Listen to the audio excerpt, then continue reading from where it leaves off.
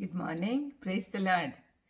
Today, January 18th, we'll learn how to rejoice in the Lord. Philippians 4:4, Paul says, "Rejoice in the Lord always. Again, I will say, rejoice."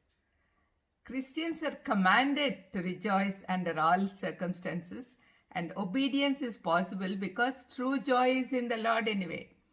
Therefore, Christians can be inwardly joyful when everything around is dreary. Natural happiness is affected by pain, sorrow, sickness, poverty, and tragedy.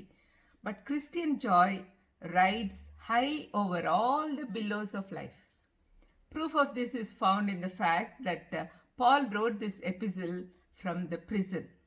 We should take his advice seriously and rejoice in the Lord always. I'll show you 7 ways to be happy always. First is don't hate anybody. Don't hate anyone. Jesus says in Matthew 5:44, "Love your enemies and pray for those who persecute you." Hatred is like a bitter root and it prevents blessings from coming to us. Second one is do not worry. In Matthew 6:25 to 34, Jesus asks us not to worry.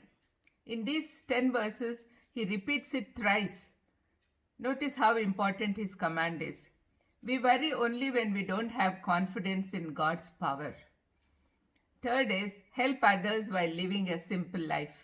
Paul commands us to take interest in others instead of taking care of ourselves always.